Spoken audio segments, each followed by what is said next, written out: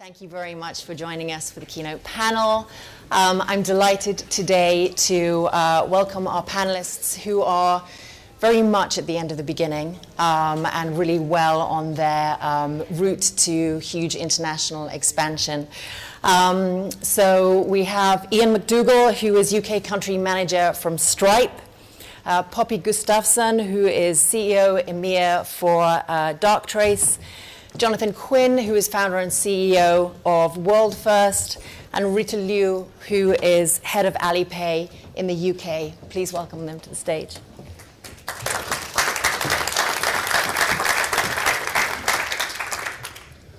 Thanks very much. I just want to put some of that international expansion in context so you know what these guys are doing, and they're very well-known names, so you probably know what their companies do.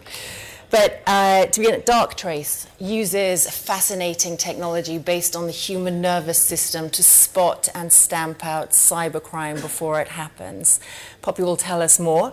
But they now have 27 global offices and started in Cambridge, I think. Yes, absolutely. Headquartered in Cambridge. Yes, homegrown. Then we have Stripe, which processes billions of dollars a year in transactions for startups to Fortune 500 companies. It has 800 people, and its headquarters is in San Francisco. World First, it's from a startup in a garage or a basement in South London. World First now has 8 worldwide offices, 650 staff, and transacts payments across the globe. And as the payments processing arm of Alibaba, Alipay is now bigger than PayPal, with its headquarters in Guangzhou and 520 million registered active users, I think, across the world. I'm going to start with a question, but I would encourage you to use the app, which will send questions to the iPad, which I'll grab in a little while, and there are a lot of you, and I'm sure you've got a lot of questions, so we'll go to questions towards the end. But first, I really wanted to get a sort of a sense of the timeline of your growth, how it started, how you made the decisions you did. You will have very diverse experience from China, San Francisco, UK, and you're trying to do various different things with your international growth. But maybe if I start with Poppy, and we'll go along. Can you just talk about the process, about what happened? What happened first? What was the sort of timeline of the evolution? Yeah, thank you. So, yes, Darktrace is a cybersecurity company. And it was founded 4 years ago. And I think whenever a company is founded, it's like a 3-legged stool. There always needs to be 3 elements. And for me, those 3 things are, first of all, there needs to be a product that you know works and is. Secondly, there needs to be a market. So you need to be solving a problem that people want to solve. And lastly, the sort of thing that's a little bit overlooked and slightly the less glamorous end of growing a business is actually building a company around those 2 things. So Darktrace was founded 4 years ago, and very early on we really knew we had a product here that was going to change things and was going to change the way that cybersecurity was perceived and also the approach to cybersecurity. And it was something that we were incredibly excited about. We had a lot of people from former intelligence agencies that were saying, this is really going to transform things. There really is a great market here. And within 6 months, we sold our first contract, and that was a 7-figure contract. So it was a big deal. And then very, very quickly thereafter, we started to scale. And supporting that scale of growth is quite a challenge in itself. Like, we're now almost 600 people within 4 years. So how do you make sure you've got the infrastructure in place to grow those people? Where do you direct your expansion? Where do you direct your time and energy? And also, a very, very important thing for me, and one that is often overlooked, is how do you retain the culture and the energy of this company that you've created? You don't want to dilute it. You want to make sure that as you're growing into the US, into Asia, that you retain that culture and you retain the thing that makes your company unique and special and a great place to work. And just to come back to that expansion, was it a sort of simple decision that you sold your first contract and then you look internationally, or do you try to expand domestically, or is this such an international business that it's a sort of, it's a very outward looking scenario from the get-go? So we first sold our first contract within 6 months, and then about 6 months thereafter we grew into the US, and then probably about 6 to 9 months thereafter we started in Asia. Global expansion was always a number one thing for us, and I have to say I think that's one of the things that in the UK we are really good at, because as an island nation, global expansion is quite important for us. If we want to be able to sort of trade significantly, we do need to be able to trade outside our borders. So we get very good at international trade very quickly. And I have to say, I think that's one of the advantages that we see for UK companies versus some that found in San Francisco and the US, for example, because we're forced to trade internationally quite early on. And I think as a UK, that's something that we're quite good at. We have to get better at it as well. Iain, how did it work for you? I'd agree with a lot of what Poppy just said, actually. I think for Stripe, the thing that's probably different about us to a lot of the journey that a lot of companies go through is the nature of what we do. So, help businesses, I guess, get started online and, process payments globally.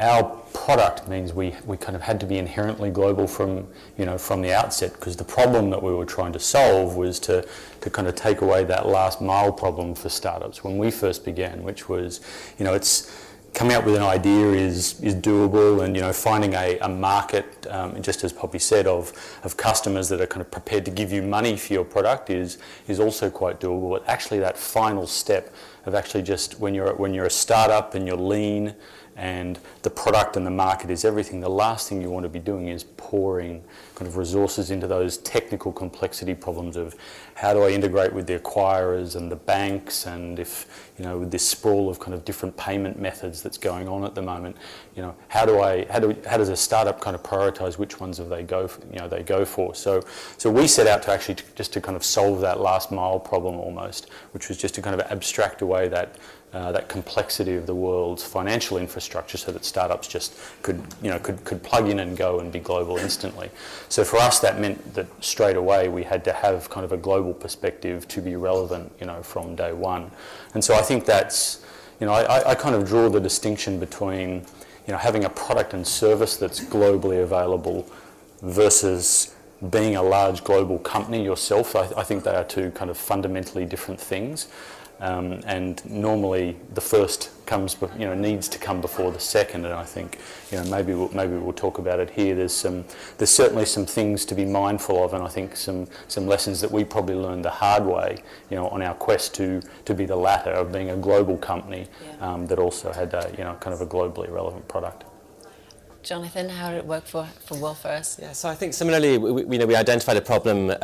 I had previously worked in banks offering the kind of service that we do now, but we were offering it to very big companies, and we could see that they got great rates and service, and they were very well looked after.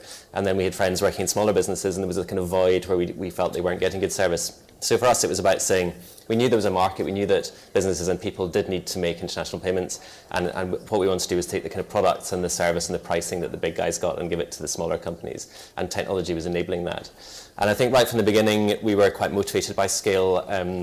My wife sort of takes the mickey at me, kind of obsessed with scaling up businesses, and I talk to someone, a news agent, and I say, you should be scaling up. I've had a few kind of eureka moments in that. I was once working in a spreadsheet looking at scale, and it's just looking at different growth rates, and it's just fascinating. Scaling helps you scale. It's self-perpetuating. So if you go at 10% a year, in 5 years you're about 60% bigger. If you grow at 25%, you're 300% bigger. Wow. And if you can grow at 38%, you're 500% bigger. So that marginal growth is really valuable and really kind of helps. And why is that? Let's just, because those are fascinating figures. Why does sort of big beget big? It's just pure compounding. Compounding is your friend. If you grow that much and then you grow the same percentage, you're taking a percentage of a bigger amount, and each year it just kind of grows. So that's what we've been very focused on. We've tried to do it in a very kind of measured way. So we've never raised money. We decided to be profitable and kind of grow from that. But I think each year we've grown between about 20 and 70%, and some businesses have grown quicker. I think Facebook started the same month of us, and when I look at them, I think, what have we been doing? We've been at the sort of pace that we felt was the right pace for the fact that we wanted to stay kind of solid and in control and profitable.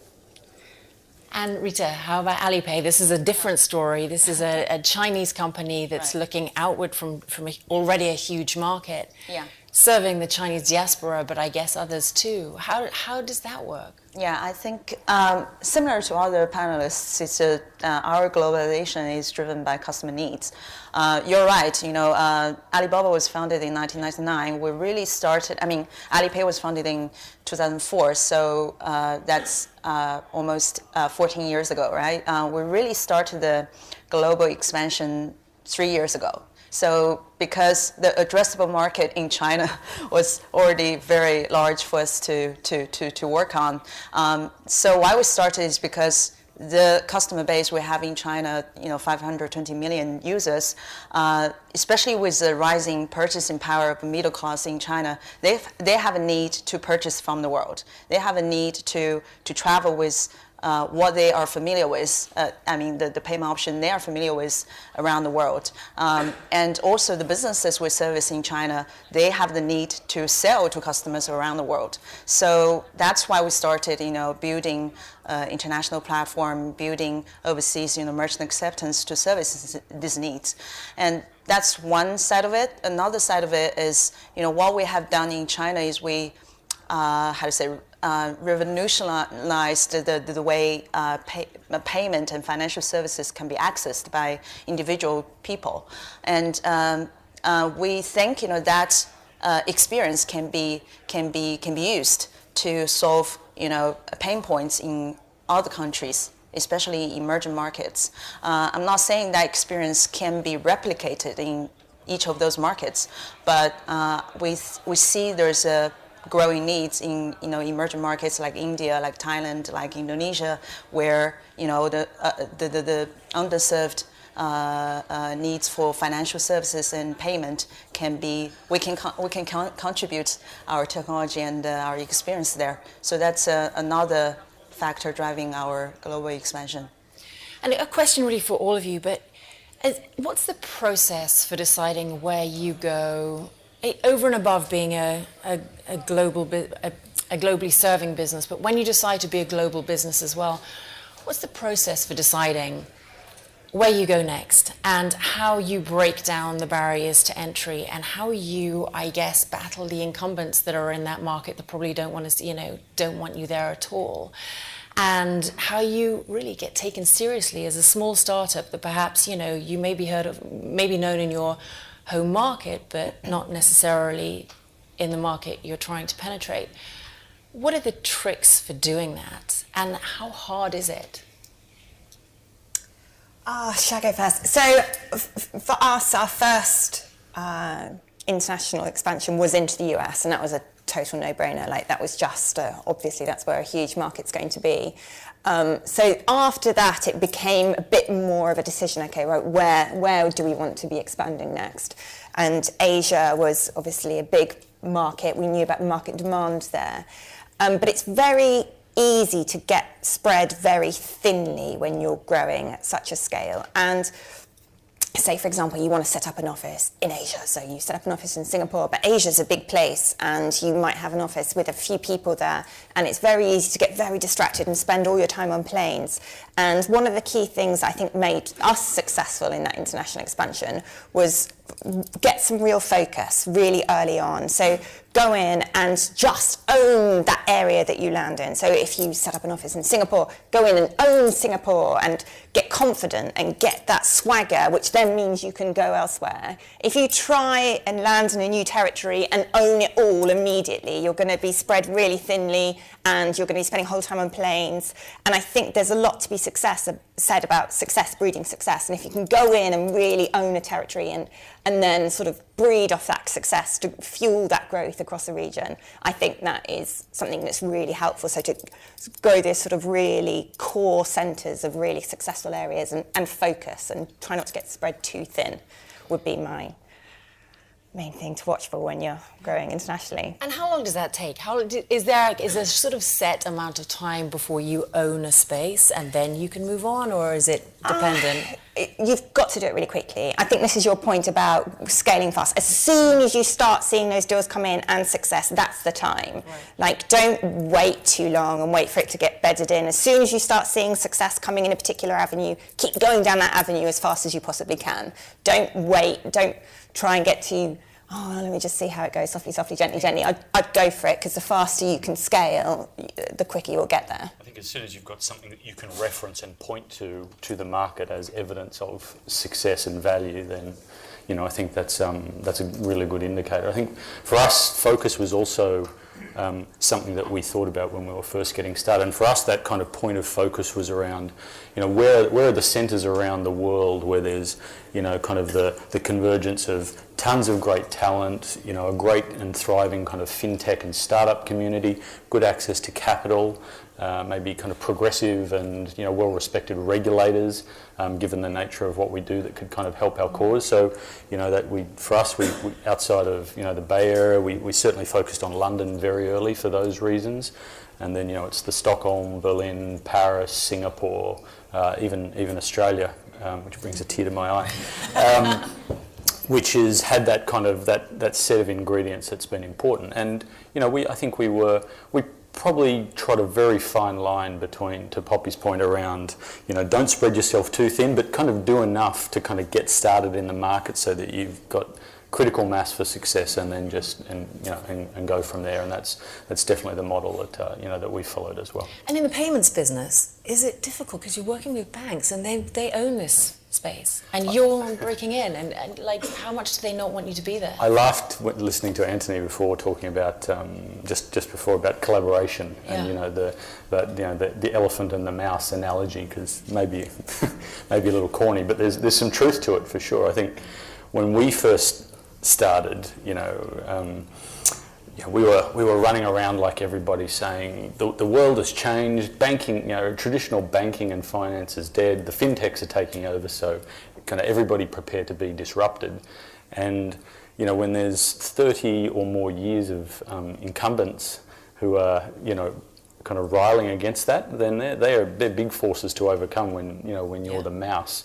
And so I think we learned an important lesson early on, and there was a key hire that we made early on in the company's history, where it was simple things like just kind of learning to speak the language of the ecosystem with whom you need to partner, rather than just having kind of necessarily these extreme views about how terminal their existence was going to be. And we burned some partnerships, potential partnerships early on, I think, but then we also, once we kind of got that formula right and worked out how that kind of whole could be greater than the sum of the parts, and built some partnerships with, for us it was Wells Fargo. They were the first major banking partner that we signed up with. They kind of got the vision. We probably did a better job of articulating it, and that's been fruitful for both of us.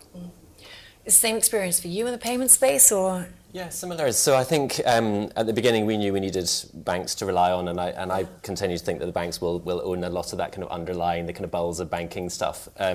But we needed banks that we could work with. I mean, we absolutely rely on them. And I think what we tried to do was choose banks that we wouldn't compete with. And then there was less of that kind of resistance to entering the market. So we did a lot of work with Citibank, who in the US have a consumer market, but here don't really have a consumer market or an SME market. And that was very helpful to make sure that we weren't kind of bumping up against them.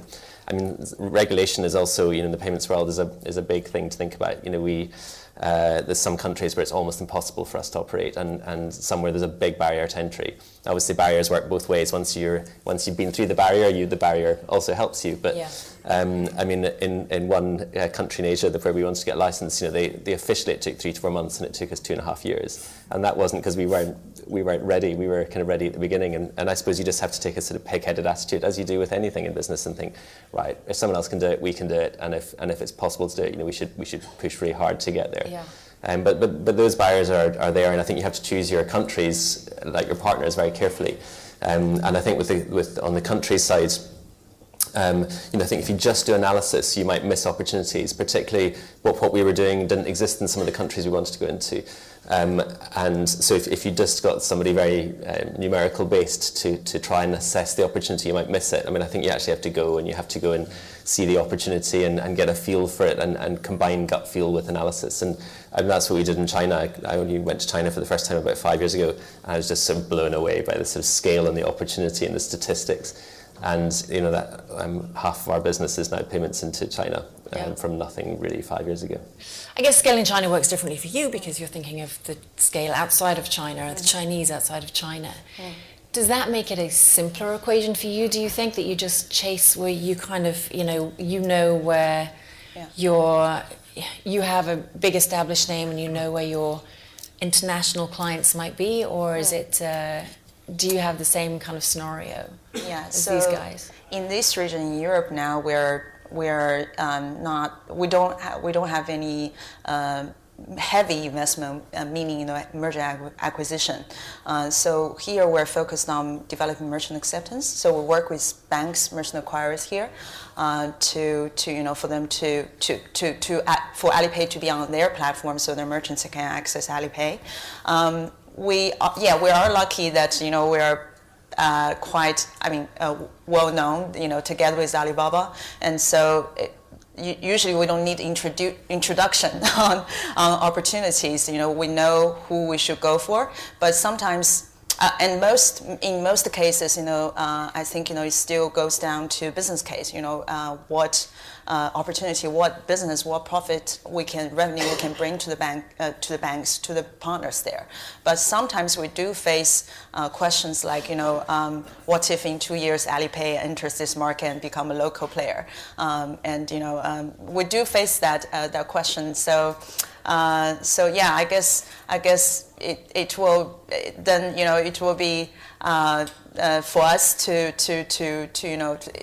negotiate negotiate on current how the partnership. So in other areas where we have heavier investment, meaning merger and acquisition, are the areas where mostly are emerging markets, right. Where we see that there's a big underserved needs there. So it's a quite different strategy in different regions. Okay. And what do you learn about your products going into these new territories? Do you have to change your product somewhat for international customers? Do you have to change your marketing and messaging around them? Is there much sort of evolution of a product that needs to happen? Yeah, I would definitely say so. And I think in every single market, ours is a bit different. And we try and keep the kind of core 80% the same, but we allow a bit of 20% kind of localization, and it's the same with kind of culture and other things that we do there. But we've been really surprised at the changes. I mean, I think you have to go in with that mindset that you're preparing to iterate and to adapt and modify for the local market and potentially find opportunities. And there's just some really surprising things. I mean, that the speed of payments in the US is such that we had to kind of rethink how our business was going to work, because an ACH payment still takes 3 days to arrive, and then you have to wait a couple of days for it to clear. So if we're trying to promote a sort of same day service, that's very difficult. And the same in Singapore, we discovered to our surprise that it was still a very check-based culture. So we had to hire someone in a moped who goes and picks up the checks, which is was completely kind of peculiar to what we were expecting. Yeah. But that's what we had to do to make sure that market worked, and it still works on that basis. So I guess it's about adapting. Yeah. And marketing as well. How do you handle the marketing of your product when you're sort of looking across different markets? Is it something that you can just roll out? You create once and roll it out, or is it a sort of something that you have to redo, and that obviously becomes expensive?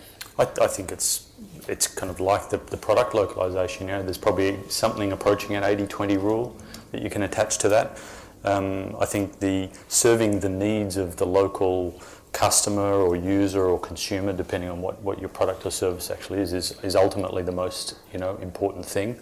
I think we started, despite having Irish or European founders, we obviously started in the US, and I think it's only been in more recent years as we've kind of really kind of doubled down on the global expansion, where we've actually realised that the payment methods that are considered, kind of an alternative to the US. So basically, if it's ACH or credit cards, more or less in the US, whereas you go to Germany or other places in Europe or places in Asia, and credit cards are the alternative kind of if used at all.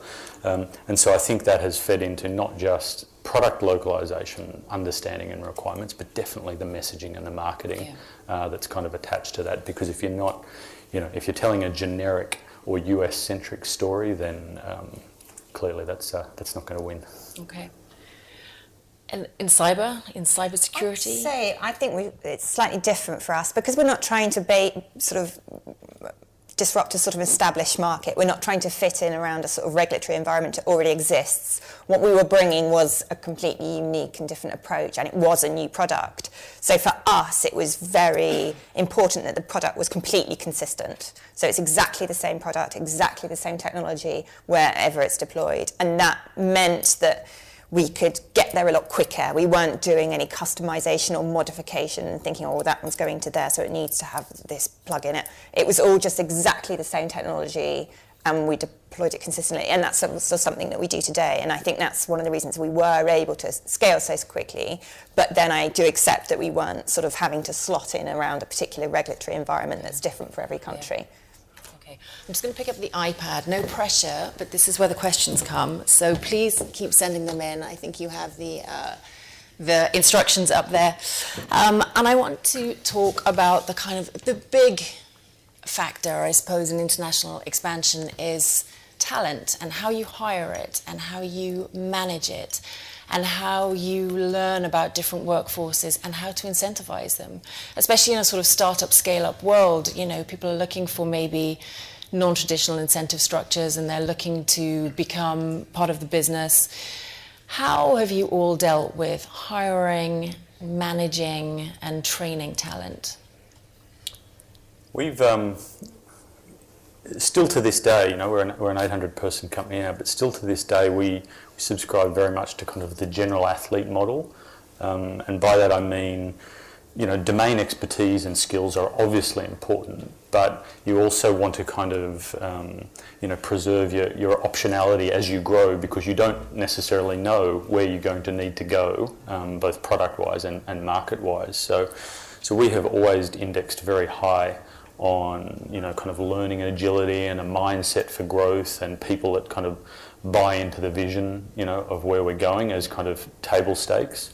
And then depending on the nature of the role, obviously if it's an engineering or a developer related role, then we have the same problems as everybody has in terms of kind of keeping the bar high in terms of talent.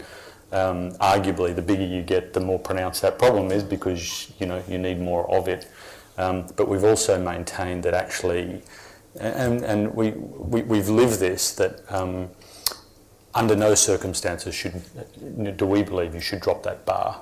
In fact, you should be prepared to wait for the right people in the right roles at the right time. And I think that the philosophy we bring to that is, if you're trying to solve, as Stripe is attempting to do, kind of a decades-old problem, then urgency is important, but it's not kind of the only thing. It's actually much more important to kind of get it right in terms of team and culture and people and all of those sorts of things. And then I think we've also prioritised local market knowledge, kind of in line with what we were just talking about before, right? You can't just come barging in with a US-centric mindset to go into some of these international markets, understanding the nuances and going with the gut feel as opposed to just the analysis. I would agree is a really important aspect.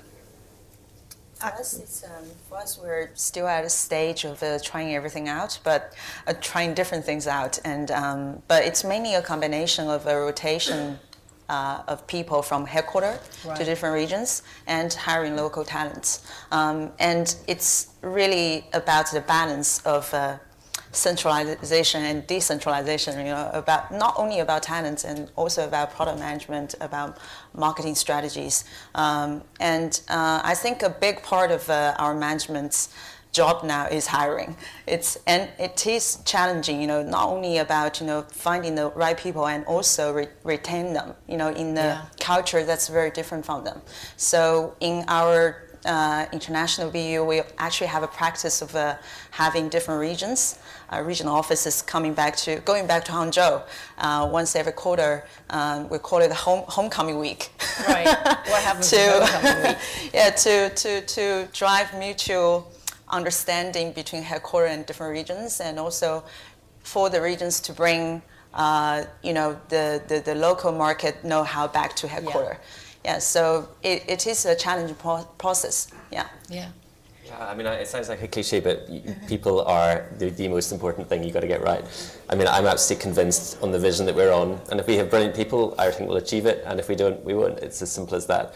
So I suppose, on a practical level, we try and spend a lot of time with senior hires before we hire them. I mean, we're trying to hire someone at the moment, and I should kind of apologise to him that it's taking so long and he's met so many people, but it's so important you get that right. And then I think you also need to invest quite a lot, like we really try to have a good kind of process when people join, make sure that they get into the culture, they get to meet as many people as possible, they feel kind of fully embedded. And then the other thing which historically we've not been good at is when it's not working out, you got to face up to that. Yeah. And Reid Hoffman, there's a very good presentation online where he talks about that, and that if I look back, if I think about some of the mistakes we've made, it's because we've held on when it's not quite right. And I think you've got to face up and do something about that. And is that harder when you're dealing with people internationally because you're not kind of face to face every day, and so the problem isn't sort of staring you in the face? And it's harder to read people. I can meet someone in the UK and I could probably tell within a few sentences where they're from, roughly. You can get a sense of people, what they do. Probably I could probably even guess where they live in London. If you're in, we should test you on that. But if you go to some countries, I can't read anyone at all. I can't tell how bright they are necessarily, or how well they would fit in, or their culture. So that's very difficult, and that's why when we've done international offices, we've tried to sort of parachute one person in from the business who knows it, understands it, gets our culture, our systems, knows what we do, and then one person locally who knows the local cultures, local systems, how to sell, how to act locally, and try and combine them at the beginning. And that becomes your point person, and you make sure they're kind of embedded in your culture. The person from sort of headquarters kind of imparts all this knowledge, and they hopefully soak it up, and then that person pulls back and they stay to keep running it. Yeah. People, just to reiterate what all of you said, it's so important. I went to a conference recently and there was lots of people presenting, and I saw out the corner of my eye and overheard someone sort of doing a pitch and a demo, and I immediately thought, I bet that person's from Darktrace. Peered around, and yeah, sure enough they were. And it's because they were the kind of person that is a Darktrace person. I could just pick it up immediately. And that's something that's really important for us when we hire internationally, is they have to be a sort of Darktrace type person. And then that is how you, first of all, you retain the culture of the organisation, but also you make people feel part of it as well. Like if they're sort of, it feels like they're part of the sort of the tapestry of the business, which is really important. In our early days, when we were sort of starting to hire people, everyone said, you're going to need people that are technically brilliant and can build out a network from first principles and can go in and then draw on a whiteboard a customer's network exactly, and can present brilliantly and have a 20-year history in cybersecurity and are really good in front of customers and can dress quite smart. And I think there's probably about 4 people in the entire world that meet that description, and we've already got them all. So very early on we had to say, look, if we're going to scale, they can't all meet this massive long list of requirements. What is really necessary? And we thought what's really necessary is someone that adds to the energy of the business and they're really clever. So we thought, right, that's it. We're just going to hire graduates from the best universities and have a really, really good training program.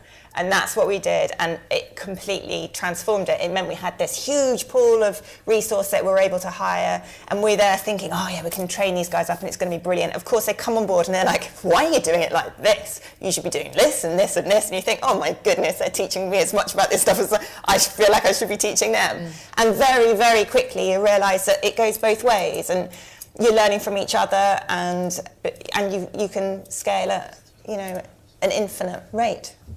I'm going to just, I've got a few questions here, so I just want to give the audience the floor for a second. So this one is, what advice would you have around taking investment to support global growth? And what has your experience been with working with investors? And I would add to that, where does the pressure come from or lack of pressure come from expansion? Does that come from your investors? Do you have to go to your investors and say, actually, you know what, we want this new market? Are they saying we want you to be more global? How does that dynamic work? Well, I mean, we chose at the beginning not to have investors, so that was very helpful. Although we did, and that enables you. There's certain benefits to that.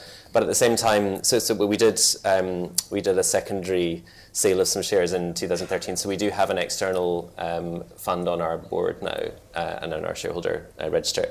And that has actually been good. I think if you choose them very carefully, it's not necessarily the highest price, or are they going to fit your culture? Do they have roughly the same vision of what you're going to do?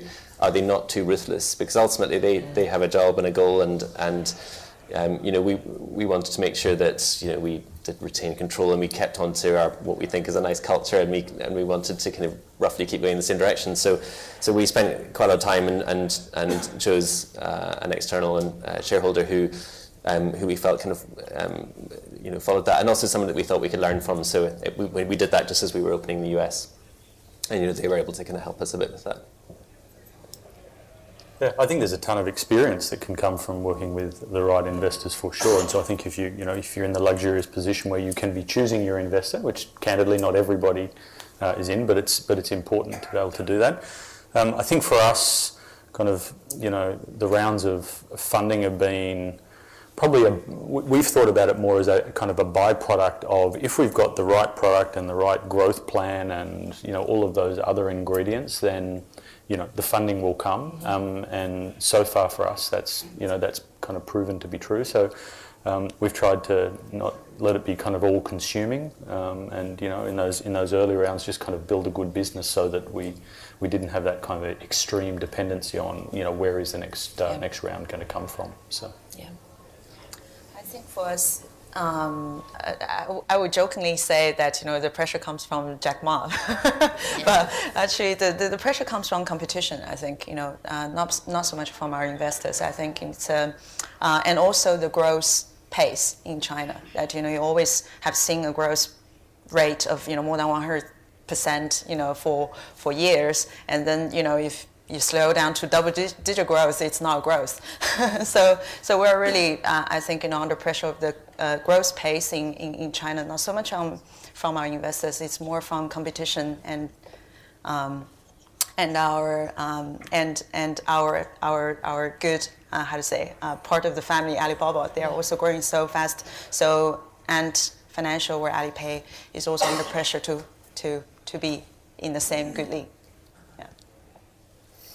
I think we've done 4 fundraising now, and we've always, at each of those financing rounds, we've always picked an investor that enabled us to make the next step on the journey. So when we were moving into Asia, we made sure we had a strategic investor that was very well established in that market and could teach us a lot about our approach and the way we did that. So I think I agree with your point. I think if you pick your investors carefully, they can be really helpful and advising you how to establish yourself within a new territory and making introductions and talking about the go-to-market approach. And I think they can really help.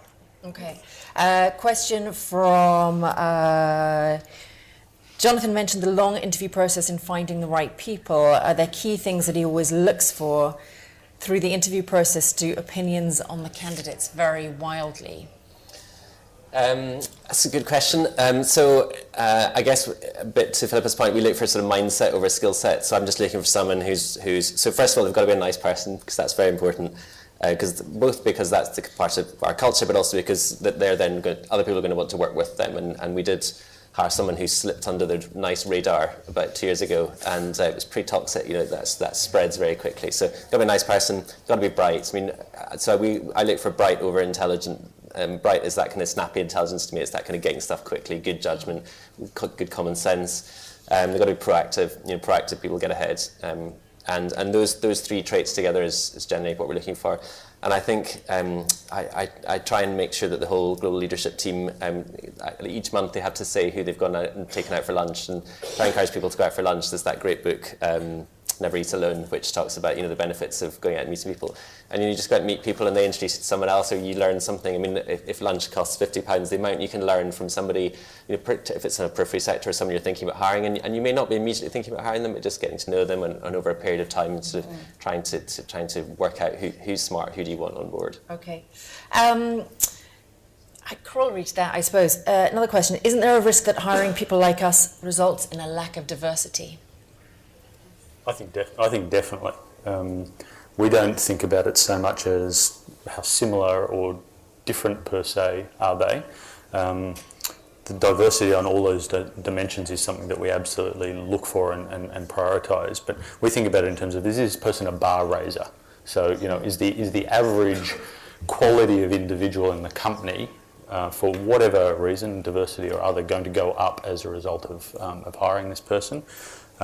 We ensure diversity exists by hiring by consensus, so by panel or by committee, where effectively everybody kind of has veto right. So if everybody's not in on that person won't get hired. It was the same way we did it at Google, actually.